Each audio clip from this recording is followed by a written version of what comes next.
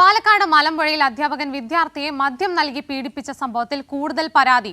സ്കൂളിൽ വെച്ച ലൈംഗിക അതിക്രമം നടന്നതായി കുട്ടികളുടെ മൊഴി. റിമാൻഡിൽ കഴിയുന്ന പ്രതി അനിലിന്റെ ഫോണിൽ കുട്ടികളുടെ നഗ്ന ദൃശ്യങ്ങൾ ഉൾപ്പെടെ അന്വേഷണ സംഘം കണ്ടെത്തി.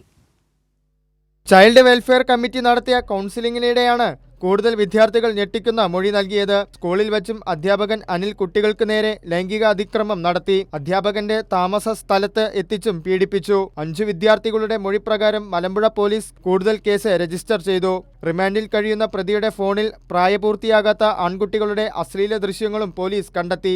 ഇതിന്റെ അടിസ്ഥാനത്തിൽ ഫോൺ ശാസ്ത്രീയ പരിശോധനയ്ക്ക് അയച്ചിട്ടുണ്ട്. കുട്ടികളുടെ ദൃശ്യങ്ങൾ അധ്യാപകൻ ദുരുപയോഗം ചെയ്തോ എന്ന കാര്യം ഉൾപ്പെടെ പരിശോധിക്കും. 11 വയസ്സുകാരൻ നേരിട്ട അതിക്രൂര ലൈംഗിക പീഡനത്തിന്റെ വിവരങ്ങൾ അറിഞ്ഞിട്ടും അധ്യാപകനെ സംരക്ഷിക്കാൻ സ്കൂൾ അധികൃതർ വിവരം മറച്ചുവെച്ചു.